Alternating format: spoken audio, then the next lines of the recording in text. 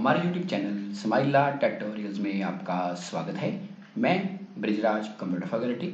आज की इस वीडियो में हम subject computer science class +2 chapter 4 computer network में इस चैप्टर के multiple choice questions, full forms और फिल इन द ब्लैंक्स पढ़ेंगे। तो आओ शुरू करते हैं। MCQ multiple choice questions. तो फर्स्ट क्वेश्चन है, a computer dash is a set of computers that are connected together. तो इसके ऑप्शन है नेटवर्क, सिस्टम, प्रोटोकॉल और इंटरनेट। तो इसका सही आंसर है नेटवर्क। मीन्स कि ये computer network is a set of computer that are connected together, कि जब काफी ज्यादा कंप्यूटर्स को आपस में जोड़ दिया जाता है तो उसको क्या बोलते हैं, नेटवर्क। तो नेटवर्क का फायदा क्या होता है कि नेटवर्क की मदद से हम रिसोर्सेज भी शेयर कर सकते हैं और कम्युनिकेशन भी कर सकते हैं। तो सेकंड क्वेश्चन है, dash is basically a multi port repeater. तो इसके ऑप्शंस है हब, स्विच, राउटर और ब्रिज। तो इसका सही आंसर है हब।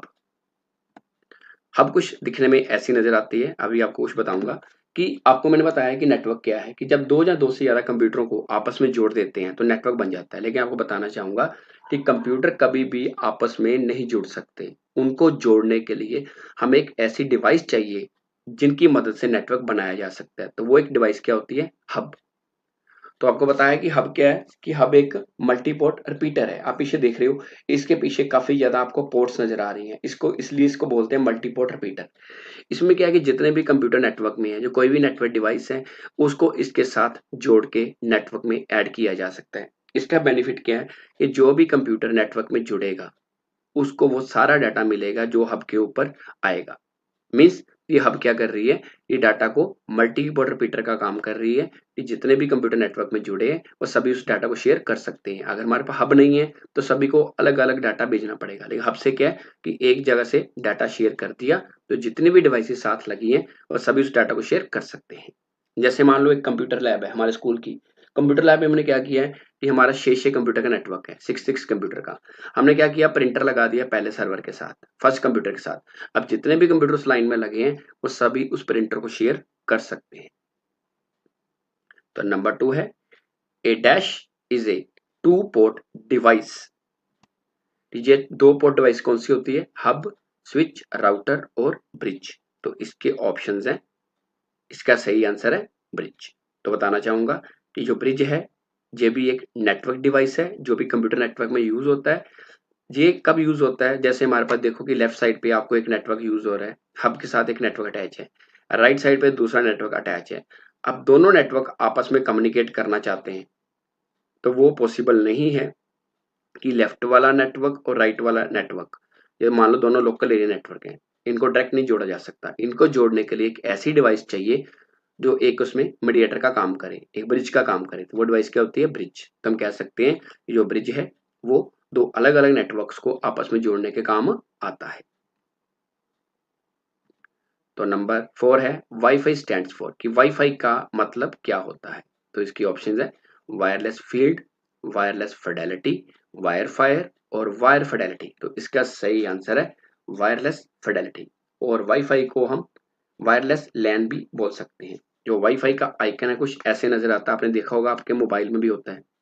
मोबाइल के अलावा आजकल जो स्मार्ट टीवी आए हैं उनमें भी वाईफाई होता है, डिजिटल कैमराज में भी वाईफाई होता है। वाईफाई का फायदा क्या है कि मान लो कि आपके फोन में नेट नहीं चल रहा, नेट पैक नहीं है, अब आप किसी फ्रेंड को बोल सकते हो कि अपना हॉटस्पॉट ऑन कर, नेट ऑन कर, तो वो आपको पासवर्ड दे देगा, तो आप अपने फोन पे फ्री में नेट चला सकते हो। इसी तरह अगर आपके घर पे ब्रॉडबैंड नेट लगा है, वाईफाई नेट लगा है, तो आप शेयर करके उसको चला सकते हो। तो वाईफाई जो है ये एक वायरलेस नेटवर्क है। तो नंबर 5 है, A dash is a combination of bridge and a router. तो इसकी ऑप्शंस है switch, bridge, hub and brouter. तो इसका सही आंसर है ब्राउटर। कि जो ब्राउटर है ये भी एक नेटवर्क डिवाइस है, ये दो काम करती है। ये दो काम कौन कौन से करती है, एक राउटर का और एक ब्रिज का।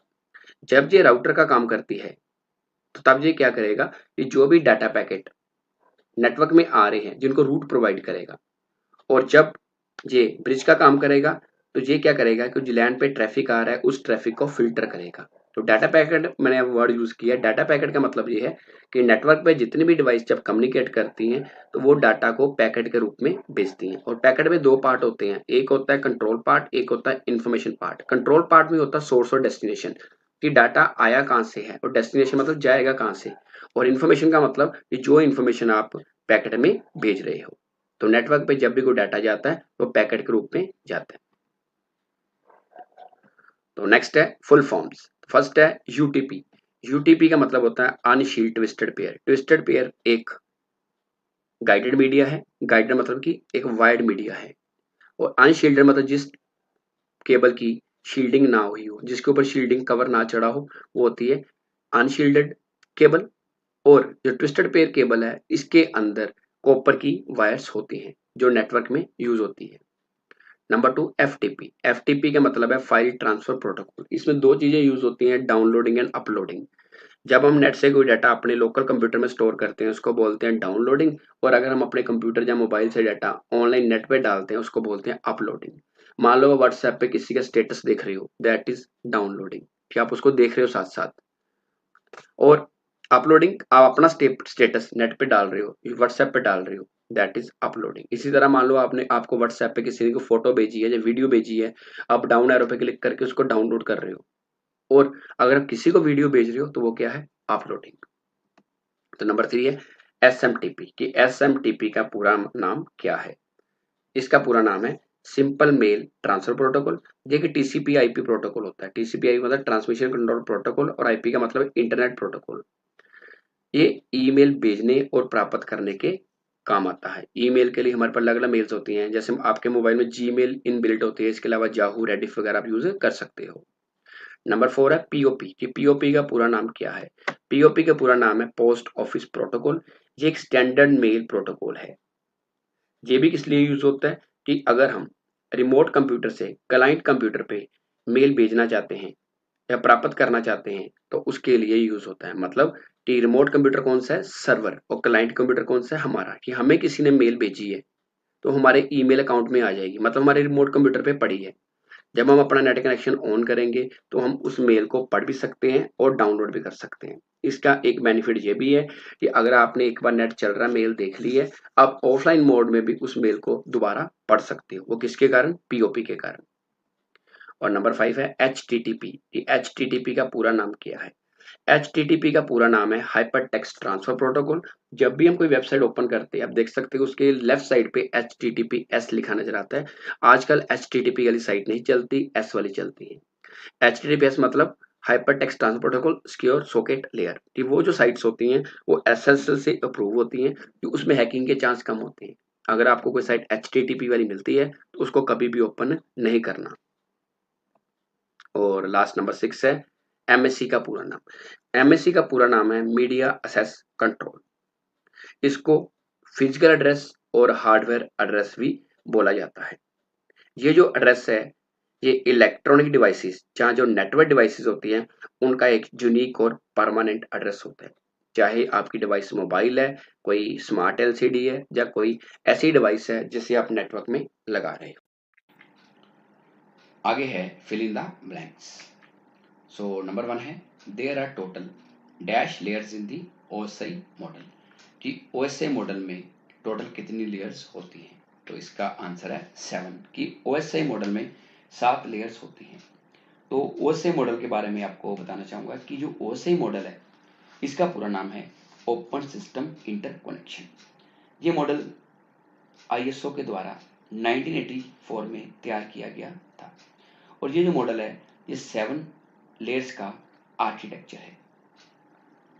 तो 7 लेयर्स कौन कौन सी हैं, physical layer, data link layer, network layer, transport layer, session layer, presentation layer and application layer. और हर लेयर का अपना एक पर्टिकुलर पर्पस है। Number 2 dash layer of OSI model manage device addressing, कि वो कौन सी लेयर है OSI मॉडल की जो डिवाइस एड्रेसिंग को मैनेज करती है। तो इसका आंसर है नेटवर्क लेयर। और जो नेटवर्क लेयर है ये OSI मॉडल की 3rd लेयर है। ये डिवाइस एड्रेसिंग का काम तो करती है, इसके अलावा नेटवर्क पे जो डिवाइसेस हैं उनकी जो पोजीशन है उसको भी ट्रैक करती है। और इसके अंदर नेटवर्क को रूट प्रोवाइड करने के लिए कुछ प्रोटोकॉल यूज होते हैं जिनको नेटवर्क लेयर प्रोटोकॉल्स भी कहा जाता है। इसकी जो एग्जांपल है दैट इज आईपी। आईपी का मतलब इंटरनेट प्रोटोकॉल।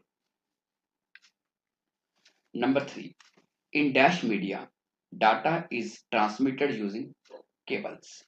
डैश मीडिया में डाटा केबल्स के थ्रू ट्रांसमिट होता है, तो इसका आंसर है गाइडेड। और गाइडेड मीडिया में twisted pair, coaxial cable and fibre optics cable आती है। Number 4, Bluetooth is an example of dash media. Bluetooth आपने मोबाइल में देखा होगा, ये एग्जांपल है अनगाइडेड मीडिया की। अनगाइडेड मीडिया की जो वायरलेस होता है। और ब्लूटूथ की मदद से हम कम दूरी का जो संचार कर सकते हैं, मीन्स कि कुछ मीटर के अंदर अंदर डाटा किसी को मोबाइल से, लैपटॉप से, टैब से भेज भी सकते हैं और प्राप्त भी कर सकते हैं। और आज का ब्लूटूथ स्पीकर भी आपने देखे होंगे, उनको भी अटैच कर सकते हैं। ब्लूटूथ वाले हेडफोन भी आते हैं। Number 5, in dash communication mode data communication is uni directional communication mode में जो डाटा हो एक ही डायरेक्शन में जा सकता है, इसका आंसर है सिंप्लेक्स। कि in simplex communication mode data communication is uni directional. For example जैसे टेलीविजन, कि टेलीविजन के अंदर आप चैनल देख सकते हैं बट उसका रिप्लाई नहीं कर सकते।